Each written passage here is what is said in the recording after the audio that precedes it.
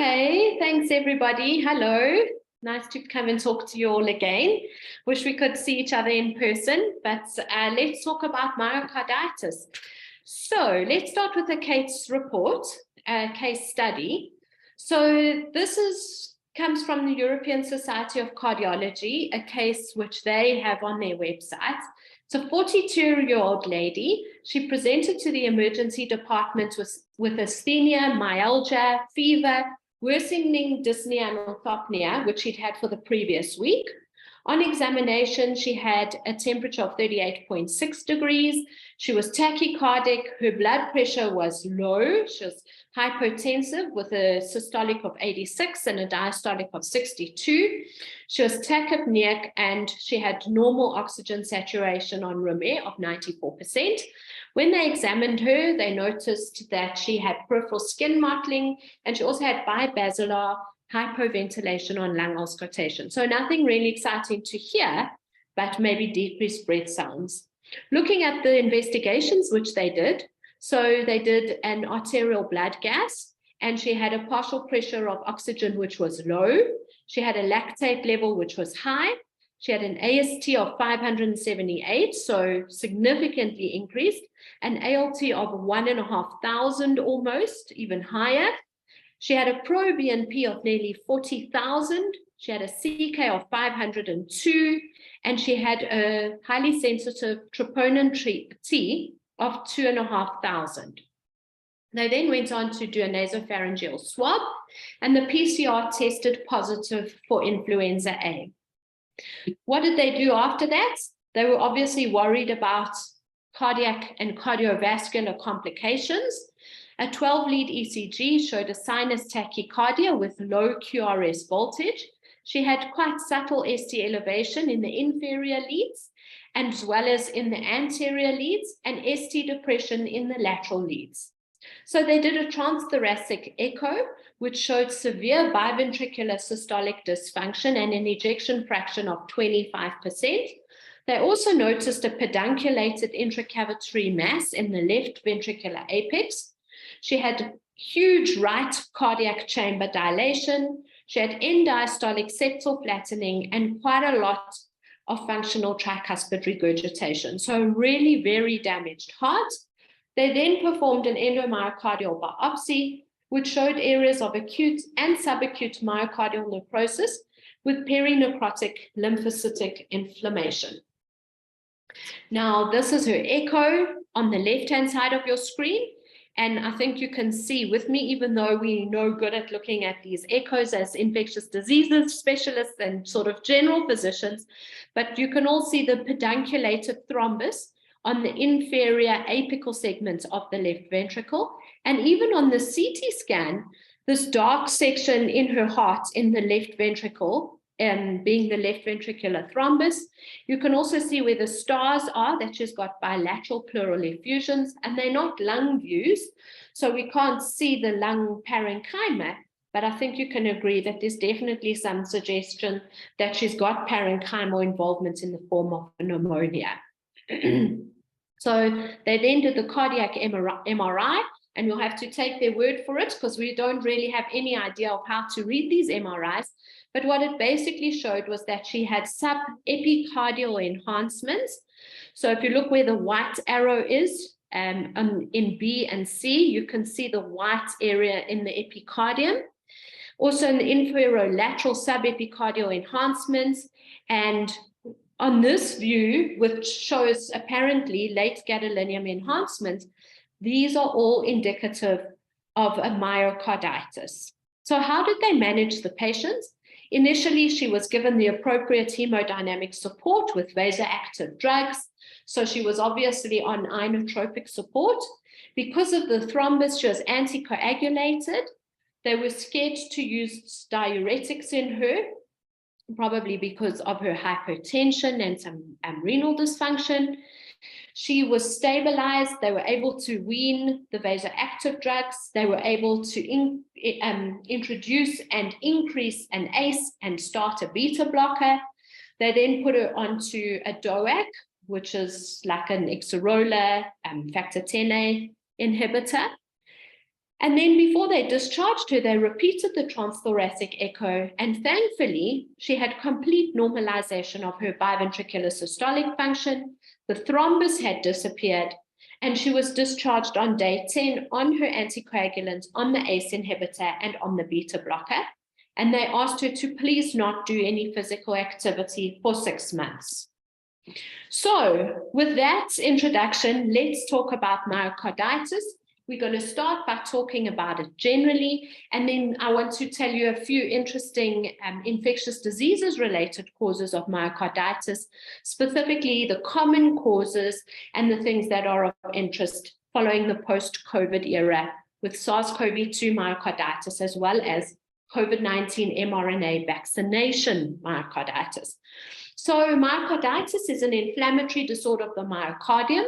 It means that you've got necrosis of the myocytes. You probably will also have degeneration of those myocytes. Then there are established immunological, histological, and immunochemical criteria to make the diagnosis, which we're not really going to go into because none of us are pathologists, but just to understand that you may have a clinical suspicion, but there are ways of proving it.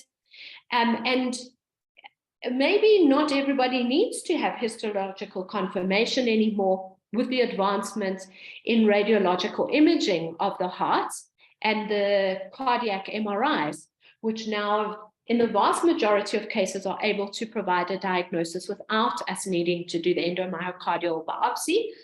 The echocardiographic features are quite variable, so I'm going to tell you some of the features a little bit later.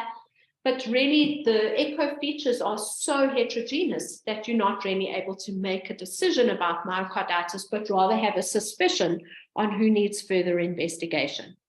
So the different categories of myocarditis are acute and chronic, and then fulminant. So fulminant myocarditis generally has a very distinct onset of illness. You know exactly when this is happening, usually because there's such severe cardiovascular compromise. The patients are usually in cardiogenic shock. There's lots of LV dysfunction. And as the name suggests, obviously these patients have a very high mortality rate. If you have acute myocarditis, which is what the vast majority of people will present as, 65% of myocarditis is diagnosed in the acute stage. And usually, if we talk from an infectious diseases point of view, this is a viral myocarditis.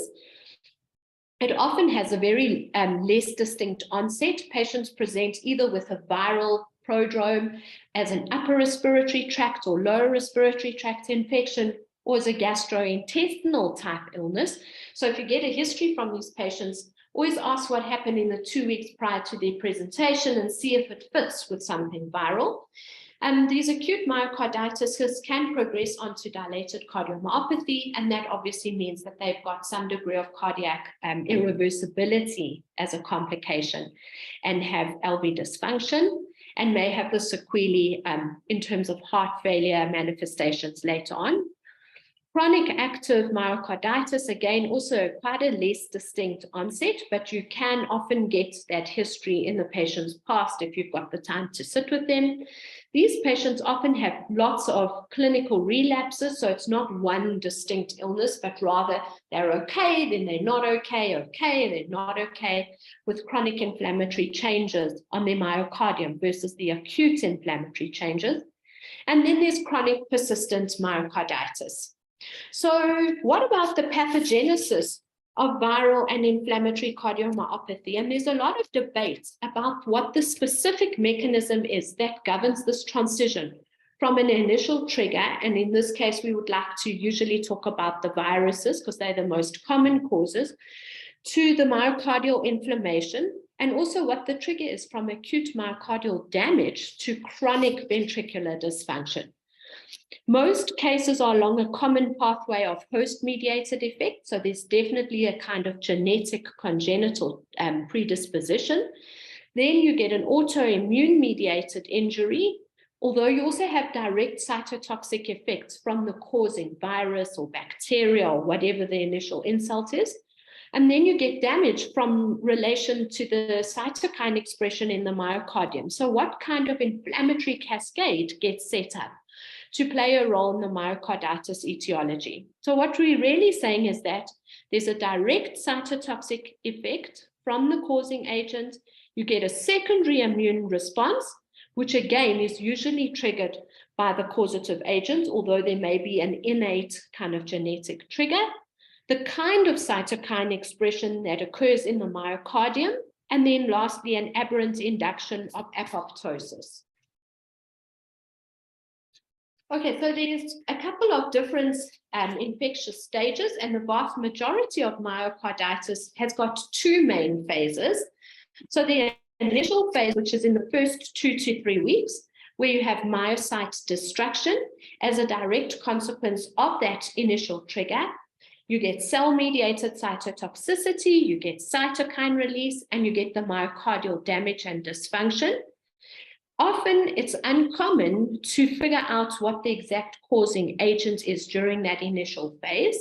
And in the chronic phase, which lasts after the initial 2 to 4 weeks, you have ongoing myocyte destruction, usually as a result of autoimmune inflammation, abnormal HLAs in the myocytes, and the mechanism for the predisposition of who goes on from acute myocytes myocarditis to chronic myocarditis is really badly understood. So there's, depending on the kind of CD4 cells which get triggered, the kind of T cell response that you have, and then the mRNA as well. We're starting to understand more and more of myocarditis, but it's still really very unknown and lots of more questions than answers. Let's put it like that.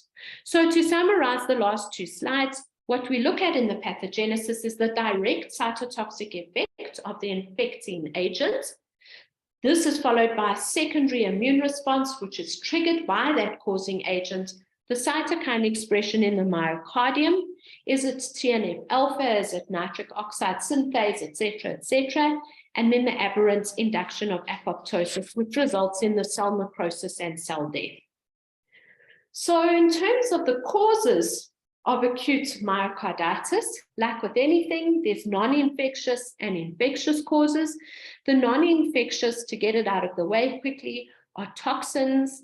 This could be drugs, anthracyclines, cocaine. It can be hypersensitivity reactions to some of the antibiotics we use, digoxins, diuretics, tricyclic antidepressants, but there's really a long list of drugs and recreational drugs which can cause myocarditis.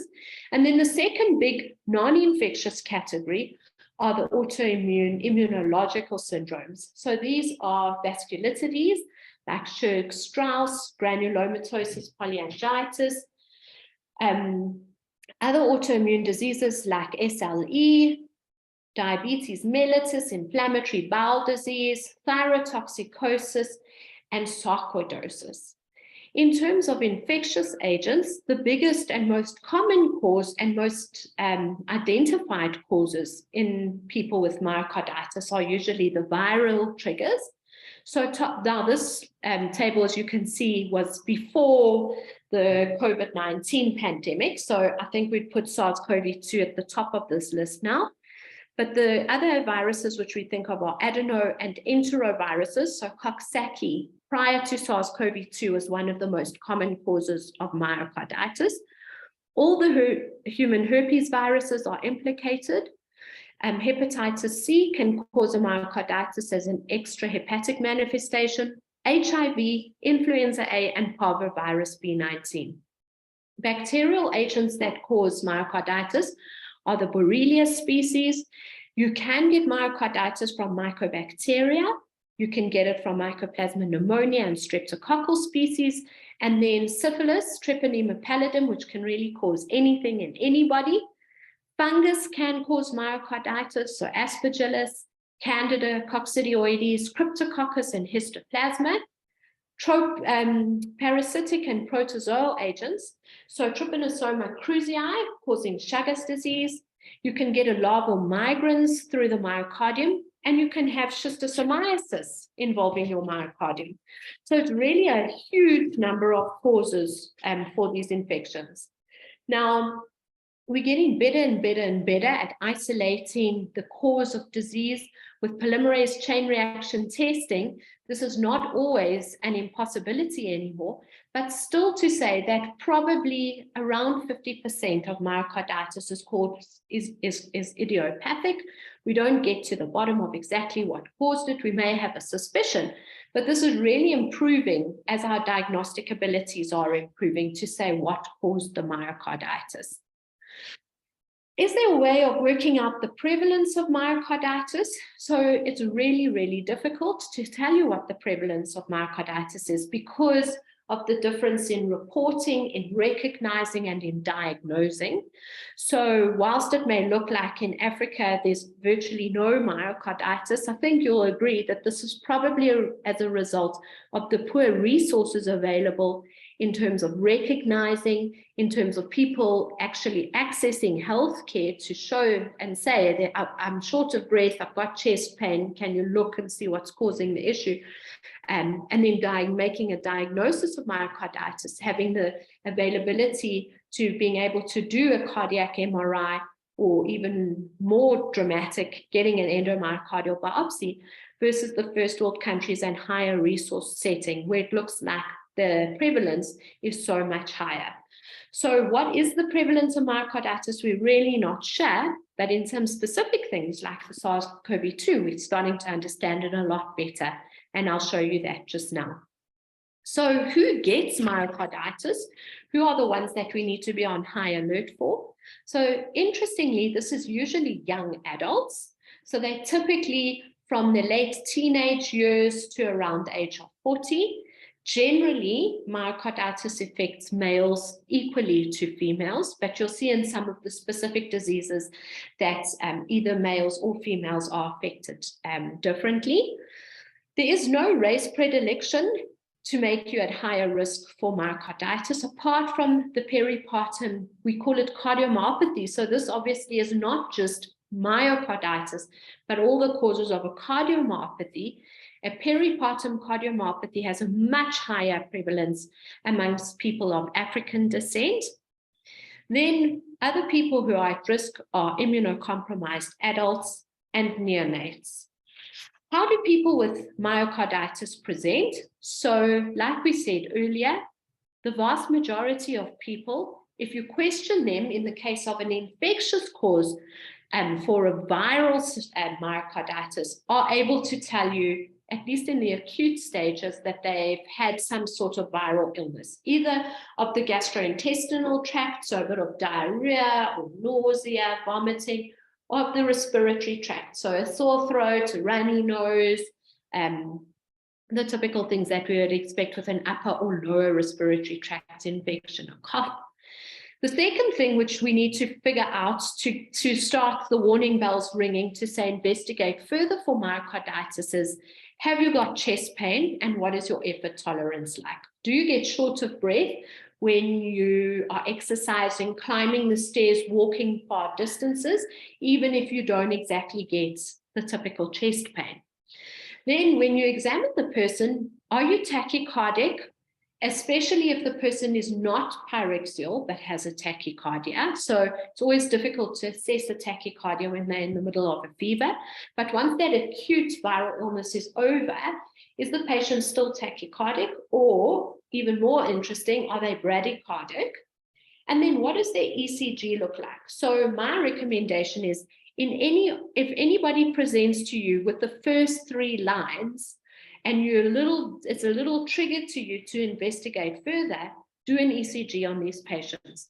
And as I'll show you just now, the ECG changes are really very, very vast. But what you're specifically looking for are ST segment changes, maybe inverted T waves, but there's a lot of different changes, like with the echo, which could suggest that the patient's got a myocarditis. And then if you have all of these kind of signs and symptoms, always do some cardiac enzymes, maybe a pro-BNP on your patient, and look for changes, specifically a raised troponin T and pro-BNP. What is the differential diagnosis? So anything cardiac or anything pulmonary. Isn't it an acute coronary syndrome? So is it an ischemic thing? Are they having an aortic dissection? Have they got a pulmonary embolus? Is it acute pericarditis? Is it a pericardial effusion or tamponade? Is it related to their esophagus? Have they got cardiogenic pulmonary edema, or do they have a pneumonia? So really anything in their hearts and lungs needs to be excluded or looked for before just saying that they've got a myocarditis. What can you see on their ECG? Just about anything. It could be a completely normal ECG, but usually there's some kind of clue. The most common is an unexplained sinus tachycardia. They may have lots of ectopic beats, whether atrial or ventricular. They might have an atrial ventricular tachycardia, so a complete arrhythmia. They might have a heart block, whether partial or complete. They might be dramatic, like a ventricular fibrillation. They may present soon after, or at least present as a cardiac arrest. They might have signs of cardiac failure and then cardiogenic shock. Okay, so how do we make a diagnosis of myocarditis? As we've said, you'll take a history, you'll look for signs in keeping, like chest pain, decreased effort tolerance. You'll do cardiac enzymes that are raised. You see specific changes on the ECG, which trigger further investigation. So the first thing to do is a transthoracic echo, which is often quite non-specific, but I'll tell you some of the changes a little bit later. You can do a nuclear scan, which is not routinely recommended because A, it's quite expensive, B, it's difficult to interpret, C, the agents are not always available. So the kind of things which we would like to recommend are the next four. So you could have a PET scan, which detects inflammation in the myocardium. You may need to have a CT coronary angiography. And often patients with myocarditis end up having an angiogram. Excuse me. And that's obviously because with the chest pain, ST segment changes, and a raised troponin T, one always needs to exclude an ischemic cause of these changes and an ischemic cause of chest pain. So many patients with myocarditis end up having CT angiograms or even the usual kind of angiogram, and the angiograms then turn out to be completely normal. Cardiac MRI is the reference technique. There are criteria which were established in 2009 and then updated in 2014. And basically the cardiac MRI needs to have at least 2 out of these 3 criteria. So myocardial edema, hyperemia, necrosis, or fibrosis. And the radiologists are able to pick that up on the scan. So that's the reference technique and really the investigation of choice at the moment because it's so uninvasive. The gold standard in the past has been to do an endomyocardial biopsy. And there's Dallas criteria for what the pathologist sees on the biopsy as to whether the patient's got myocarditis or not. But as I say, these days, with this cardiac MRI being so sensitive and as well as being so specific, it's really quite rare for people to actually need endomyocardial biopsy. And maybe with time, we're never going to do it anymore anyway. It's also got huge issues with availability. Obviously, doing endomyocardial biopsy is quite a specialized thing. You're going to need a reference center, a high level of care, at least a tertiary kind of institution to do it. Not to say that a cardiac MRI is that easy to access either. And at the moment, the issue around the cardiac MRI is the cost and the availability. There's not all radiological suites have got access to cardiac MRI. And so many patients are never given a firm diagnosis of myocarditis because of these issues. So this is a nice flow diagram as to in which direction do you go when you see a patient with the things we've described with raised cardiac enzymes. And I think the most important thing is to decide, is my patient hemodynamically stable or hemodynamically unstable? Have they got signs of cardiogenic shock or are they doing okay? Do I need to exclude coronary artery disease?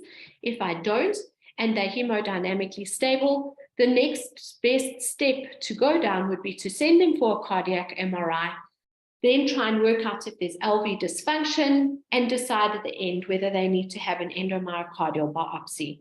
Now, the viral studies may be useful if you catch the patients and if they have a myocarditis in their acute illness.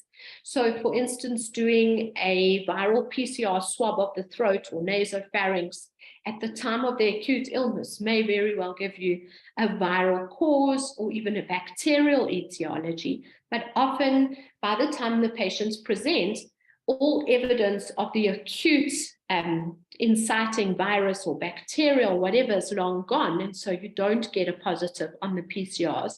So in these cases, getting an endomyocardial biopsy may be of value because you can send the tissue off for the PCR, even if it's months down the line, and you may still get some of the viral genetic material to give you a positive result. Okay, just showing you the histology of a patient with a myocarditis. We are not pathologists, but I think we can see how in this H&E stain, there's lots and lots of inflammatory cells, all the blue in between the myocardial fibers. So a massive lymphocytic infiltration. And then on a cardiac MRI, again, we are definitely, I wouldn't be able to tell you this if they didn't have these arrows showing us exactly what to look for, but you can see the hyperintensity in the endomyocardium over here on this gadolinium enhanced scan. So how do we manage viral myocarditis, and what are some of the specific things that one can try if one knows what the initial virus is?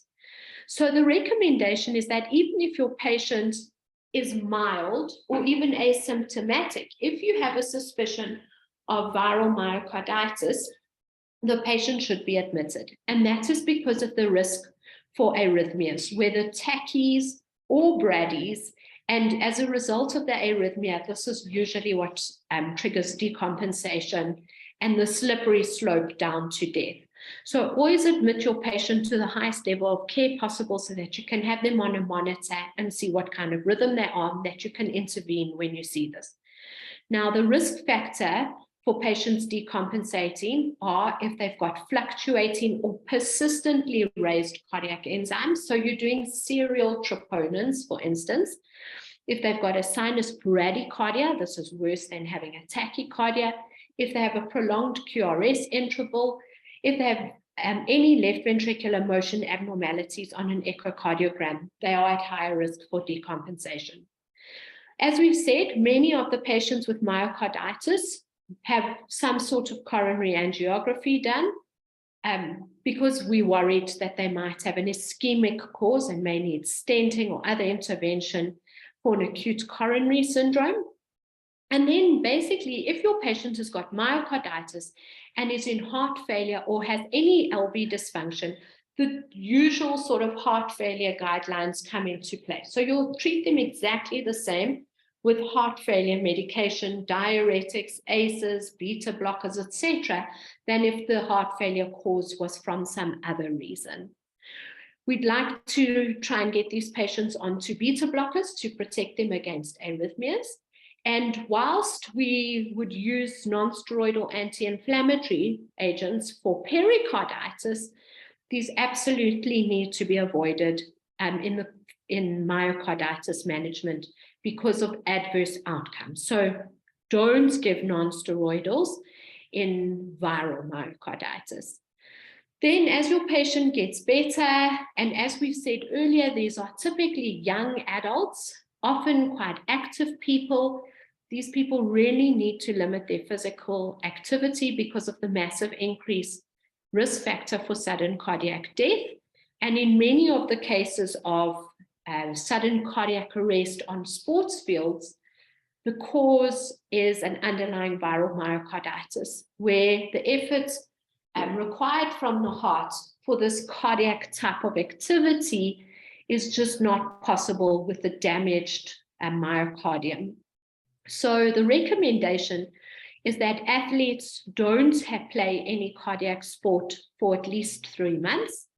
Once the 3 months is up, the patient needs to be evaluated clinically as well as undergo proper functional testing to make sure that their body and their heart specifically can cope with the aerobic demands before they restart exercising. So are there any specific antivirals and immunosuppressive treatments for the infectious causes of a myocarditis? So we've spoken about the supportive general measures, heart failure type measures. Unfortunately, there's no magic bullet for a viral myocarditis. Interferon beta may promote viral clearance in enterovirus and adenovirus. So we're specifically talking about the Coxsackie myocarditis. So if your patient has a proven Coxsackie myocarditis, you may want to try interferon beta on them, and this might improve the left ventricular function. But you can see that this is all may promote, so not a magic bullet at all. If the patient has fulminant herpes simplex, you are going to probably have them on acyclovir anyway. You can try valacyclovir, you might try ganciclovir just for the herpes simplex, but the efficacy in myocarditis has not been demonstrated. If your patient has got parvo B19, you can consider intravenous immunoglobulins, talbivudine, prednisone, and azathioprine. And then just generally, intravenous immunoglobulins does probably have a benefit for both viral, but definitely autoimmune myocarditis with the improvements in left ventricular systolic function. But the overall effects of giving intravenous immunoglobulins to somebody specifically with an infectious myocarditis remains unknown and actually needs a lot more investigation. Other things to try, specifically in autoimmune diseases, are immunoabsorption. So this is like a plasmapheresis where you try and remove certain types of antibodies to reduce that inflammatory immune drive on the myocardium. And as we said already, obviously the most important things are to provide the appropriate cardiovascular and ventilatory support to recognize arrhythmias and manage these as appropriate. So what's the prognosis of myocarditis? It depends on the severity. The poor prognostic factors are obviously if you have a poor ejection fraction, if you have a left bundle branch block, if you have a syncopal event, and usually the cause of death in patients with myocarditis is cardiogenic shock or a heart block requiring pacing. So it's quite difficult to manage people who are in cardiogenic shock, but if you're able to pace somebody with heart block, you're able to really save a life. The overall mortality, so this is not just with the infectious myocarditis, but all the drug-related autoimmune causes, vasculitides, etc., is high. 1 year mortality is 20% and 5 year mortality is 50%. So let's talk about myocarditis and specific viruses in the second part of the talk. So the most interesting is the myocarditis and the SARS-CoV-2 myocarditis results, not just as a result of infection, but as a result of COVID-19 vaccination. Now, this is really interesting because I think this is, I always say this about SARS-CoV-2, is that we've just learned so much about viruses in general, and our knowledge now has broadened in so many different aspects. And the myocarditis from SARS-CoV-2 is no different. So what is your risk for developing myocarditis after natural infection with SARS-CoV-2? So it's quite heterogeneous, and all the sort of reports are quite different, but this is what I'm going to show you. So a lot of these are Chinese studies.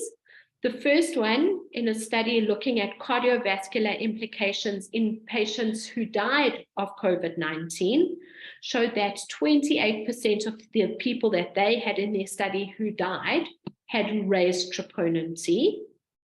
So almost a third of patients had a raised trop T.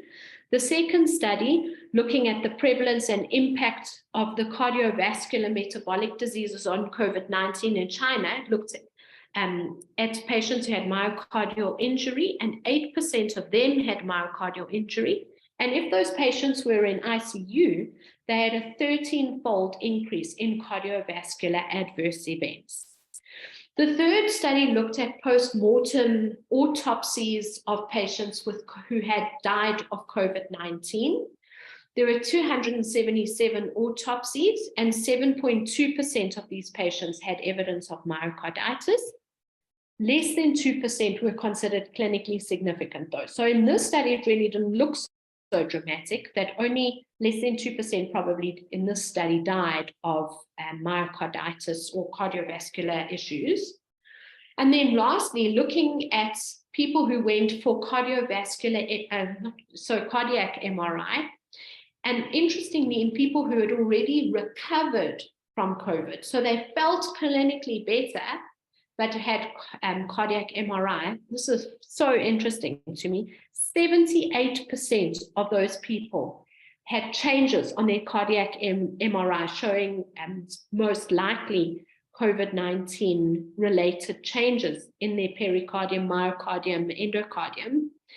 And 60% of them had ongoing inflammation. So this is really, really interesting. People who hadn't died and who felt much better, like 3/4 of them had evidence of myocardial involvement. What are the risks for developing COVID-19 myocarditis? So first of all, it's patients with cardiovascular comorbidities, which kind of makes sense, along with patients who are in heart failure. So they say patients with failing hearts. And we're not really sure what the exact mechanism of this is, but we think that one of the possibilities is that the virus could travel into the pulmonary circulation after infecting the pneumocytes via the ACE2 receptor, which is expressed on those endothelial cells. In the past, it's been demonstrated that people with failing hearts have greater expression of the ACE2 protein than normal. And so the higher concentration of ACE2 in a failing heart may allow for the easier uptake of the SARS-CoV-2 virus. The third risk factor for developing COVID-19 myocarditis is being of Black, Asian, or minority ethnic groups. So we're not really sure what this is. And it's also quite controversial because other evidence suggests that people of African descent express lower levels of ACE2. So is that actually a protective mechanism? And then lastly, people who compete in sports and who have got high cardiac output needs, they are at higher risk for developing COVID-19 myocarditis. We've spoken about this in depth already on the previous slides. The pathogenesis of the SARS-CoV-2 myocarditis is no different to the way other viral agents infect the myocytes, and the same kind of inflammatory and autoimmune responses resulting in myocarditis. So how do you diagnose these patients? One of the suggestions, and I'd like to know whether you guys did this as well, was to do a cardiac enzyme panel on all patients who admitted for SARS-CoV-2. In other words, everybody who had severe SARS-CoV-2 should have a cardiac enzyme panel and probably serial monitoring of the cardiac enzymes until they're discharged.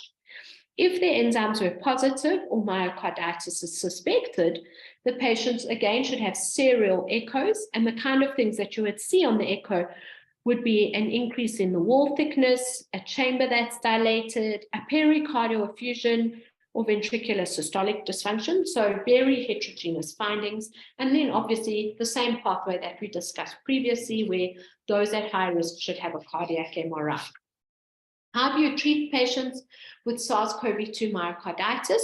So definitely patients with ARDS, like we knew, working through that, should get corticosteroids. You would probably give these patients intravenous immunoglobulin. The supportive management goes without saying. And then is there a role for tocilizumab or remdesivir in myocarditis? Probably there is, but we need further investigation to see whether this is really of benefit in patients with SARS-CoV-2 myocarditis. So now the thing that's really interesting and so controversial and makes all our patients refuse the vaccine is, what about myocarditis from the vaccine? Is this an issue? And should we stop vaccinating people because of the myocarditis? So myocarditis is associated with the mRNA vaccines, both the Pfizer as well as the Moderna vaccine. This estimation of myocarditis following these vaccines is been estimated at 12.6 per million administration. And look there, it's following the second dose of the messenger RNA. Now, like the SARS-CoV-2 myocarditis, as well as the other viral myocarditises, this is a lot more common in young adults. And the COVID vaccines do have a predilection for causing myocarditis in males. So whilst viral and other causes of myocarditis, male equals female, in the case of vaccines, we need to be on high alert for males having the vaccine. The US has reported an increase in a mean number of monthly myocarditis cases since the vaccine rollout. So it's gone up to 10.4 mean now. And remember, I said that it's usually following the second dose of the mRNA vaccine. So what this is implying is that there's some kind of sensitization to the SARS-CoV-2. So either you've been sensitized from your first vaccine, or you've already had natural, prior to the vaccine, SARS-CoV-2 infection, a sensitization, and then a second dose or a first dose following natural infection. And is this actually a delayed type hypersensitivity reaction? So activation of the effector phase of the immune system. Now, looking at a systematic review and meta-analysis comparing myocarditis in SARS-CoV-2 infection versus COVID-19 vaccination, the risk of myocarditis is more than 7-fold higher in people who've been infected with SARS-CoV-2 than in those who received the vaccine. So it's much better to have a vaccine and take your chances with a myocarditis than to get COVID, with a huge proportion of people are getting myocarditis from natural infection. Now, this study is great because they made such a lovely pictorial, and you can see that the numbers are a little bit different, but the principle is exactly the same. So they say that the risk of myocarditis is 16 times higher in patients with natural infection versus the whole population, versus the incidence of myocarditis related to COVID-19 specifically, 150 cases per 100,000.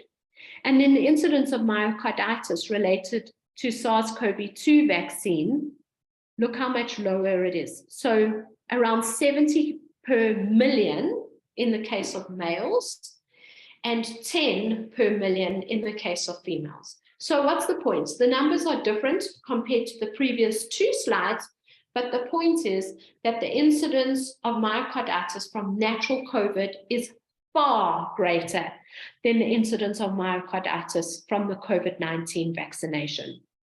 What are the kind of clinical manifestations following the vaccination? So within 2 to 3 days, if your patient develops chest pain following the vaccination, be on high alert and think to yourself whether this could be a vaccine-induced myocarditis. Sometimes the people get fever and myalgia, but fever and myalgia is pretty common following any kind of vaccine, so that's a bit harder.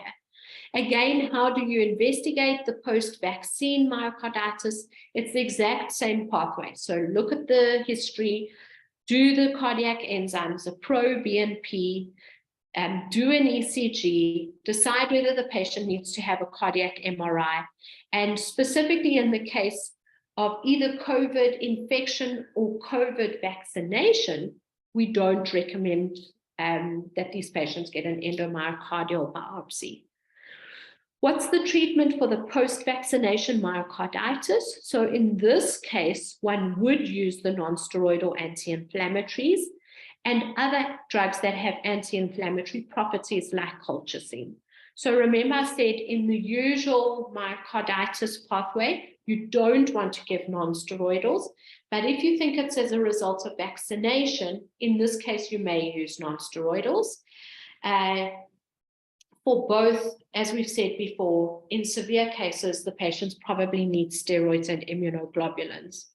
So for most patients who have post-vaccination myocarditis, usually conservative management works. Patients need to rest. You'll give them analgesia. If they've had a vaccine and you think it's from the vaccine, you'll give colchicine or non-steroidals. You'll give the appropriate hemodynamic support, and you'll follow them up regularly. And in the case of athletes and people who are exercising, give the correct advice so that there's no sudden cardiac deaths as a result of the myocarditis. We're not sure what the long-term implications are of those patients who've had vaccination-induced myocarditis.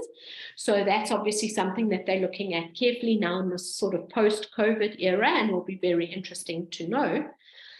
So what advice would you give your patient, and what would you do if you think your patient had a vaccine-induced myocarditis? So the CDC says at this stage, one would delay giving subsequent vaccine doses. You would reconsider when to give the next dose based on the resolution of symptoms and what the individual risk is. So decide based on what's the chances of the person developing severe SARS-CoV-2 versus another case of myocarditis. And what's really unclear at the moment is if you get myocarditis from your second dose, what is your risk if you have a third and fourth vaccine dose? So these are all questions that hopefully we'll have answers to in the future. Okay, so moving away from the COVID-19 myocarditis and post-vaccination to quickly look at myocarditis associated with Coxsackievirus, which in the pre-COVID era was probably the commonest viral cause of myocarditis. You'll remember that Coxsackie is an enterovirus. A has 23 serotypes, B has 6 serotypes, and B is by far the most common culprit causing myocarditis. And up to a third of patients looking at these heterogeneous type studies who have myocarditis, up to 1/3 of these patients have evidence of enterovirus. So prior to COVID, what we're saying is that we think probably a third of all infectious myocarditis is as a result of probably Coxsackie. The pathogenesis for the Coxsackie myocarditis is exactly like we've discussed previously. They present in the same way with chest pain and decreased effort tolerance and the ECG changes, etc. And this is, exactly the same as what we've talked about before. The virus gets taken up into the myocytes by endocytosis. You get viral replication within those cells.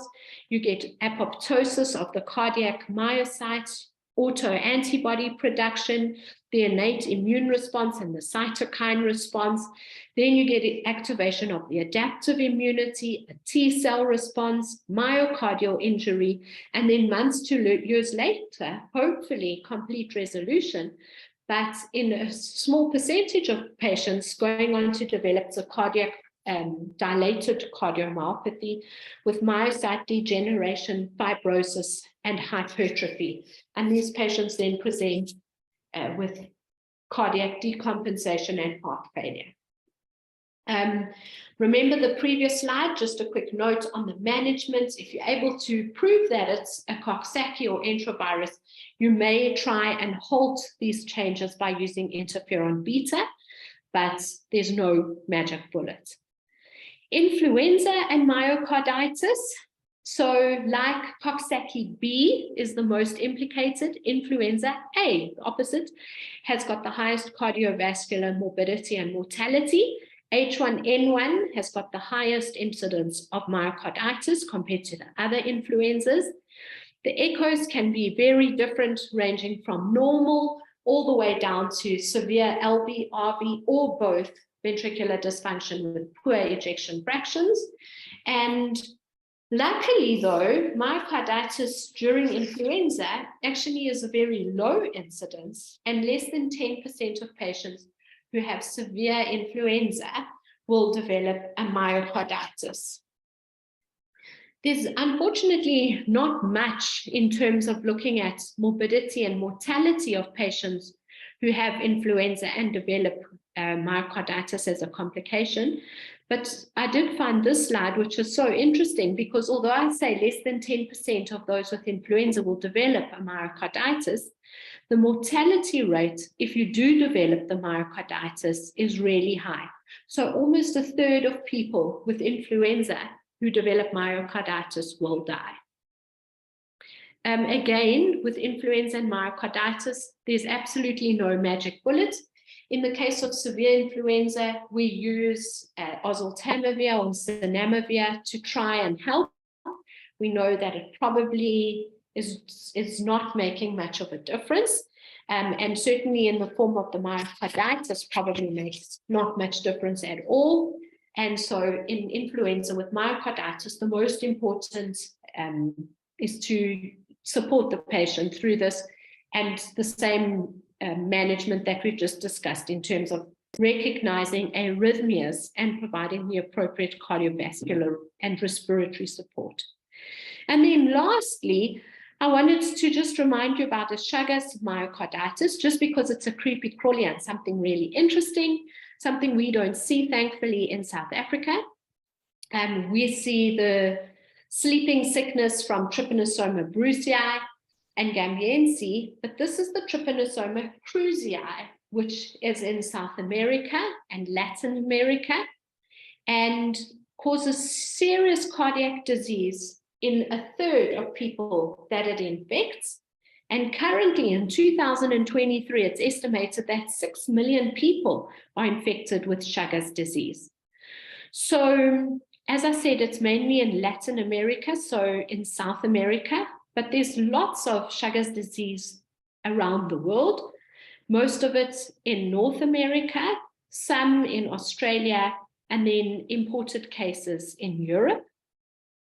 And what happens is that the myocardium gets infected with the amastigote form of the Trypanosoma cruzi and results in a cascade of disease, which is often not picked up initially because the patients may settle down from the acute Chagas disease and be asymptomatic, and so are not treated appropriately until they've gone on to develop the later stages of a Chagas cardiomyopathy with ventricular dysfunction, dilated cardiomyopathy, and really significant cardiovascular morbidity and mortality. So if you get somebody who's in heart failure and comes from South America, always remember to think about Chagas disease. So with that, I want to say thank you very much for listening to the talk. I hope that you learned something, and I'll be happy to take some questions. Thank you. Thanks, Kim. That's fantastic. Really nice overview, and very glad that you gave it, because it's, as you said, something that people don't know a huge amount about, and it's clearly very important. I see in the chat there's a couple of questions. One is, what would you recommend for young males now in terms of COVID vaccination? So would you get a non-mRNA one, or would you what would you stick with, assuming obviously they haven't had a history of myocarditis? Yeah, if they've got a history of no myocarditis, I think the fact they should get vaccinated, I think, is the point. I think it's still safe to try and give them the it's fine to give them the mRNA vaccine because the rates are really quite low. But if they have a choice, yeah, certainly one would give them the numbers and tell them about the options between mRNA and non-mRNA and let them make a decision. But I think the point is that they should be vaccinated. Yeah. And the obviously one of the advantages of the mRNA may be greater efficacy as well. So, it's one of those 6 of one, half dozen another. I think in the US, they recommend just going ahead with mRNA as a first choice regardless.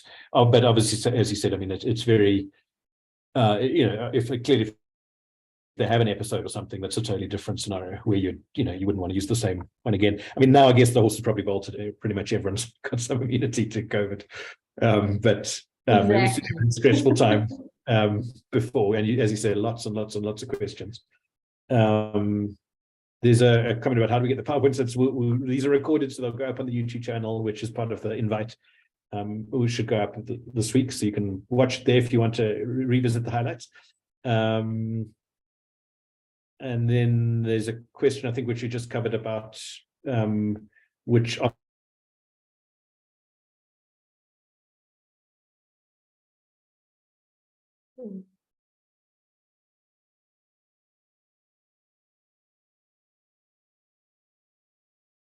said the evidence of treatment for this is quite limited. I mean, outside of potentially COVID. So how far would you go up in working up these guys for a specific cause? Let's give you two scenarios. One is in the state sector and one's in private. Because I think that's the question really. You could go, obviously, you can go quite far in working up, whether this is, say, adenovirus or something, but it may not be management changing practically.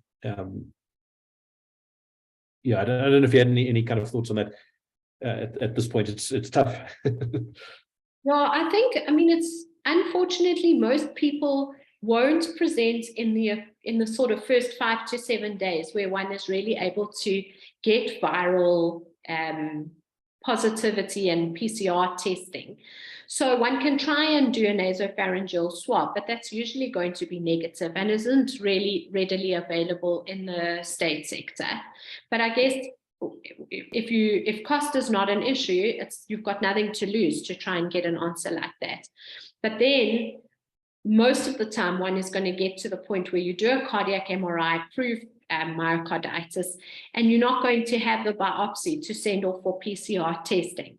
And because most of these specific treatments are not, none of them has got absolute definite huge morbidity or mortality benefits, unless you sort of got a fulminant herpes simplex where the patient's going to need acyclovir, I think it's more important is to support them and try and mitigate the complications in terms of arrhythmias rather than trying to pin down a specific virus. Yeah, no, agreed. Tough. And as you say, I think that one other challenge is that, as you say, 50% of them are idiopathic, which is a really key point. So if you have a bad myocarditis, as you say, often tempted to keep looking to try and find that cause, but many of them are kind of unrewarding to find. But very, very important. And another reason to, as you said, to get vaccinated for the sort of diseases which might help. So flu and COVID and things like that, which actually may prevent this in the first time. Treatment better, prevention. Yeah, exactly. Yep. Cool. All right. I think we can leave it there. There's lots of very positive comments in the chat for you, Kim, just saying what a wonderful talk it was. I agree fully. It's fantastic. I'm going to stop the recording there.